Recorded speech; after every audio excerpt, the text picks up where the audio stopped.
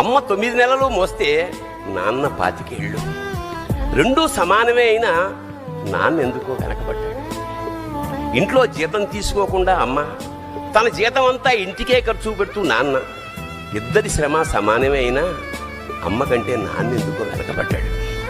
ఏది కావాలి అంటే అది వడ్డీ పెడుతూ అమ్మ, ఏది కావాలంటే అది కొని పెడుతూ నాన్న, ఇద్దరి ప్రేమ సమానమే అయినా నాన్న ఎందుకో బాగా వెనకబడ్డాడు. ఫోన్లోనూ అమ్మ పేరే, దెబ్బ తగిలినప్పుడు అమ్మ అని పిలవడే, అవసరం వచ్చినప్పుడు తప్ప మిగతా అప్పుడు గుర్తురానందుకు నాన్న ఎప్పుడైనా బాధపడ్డా? అమ్మకి అన్నో కొన్నో బంగారు నగలు, నాన్నకి బంగారం అంచున్న పట్టు పంచొకటి.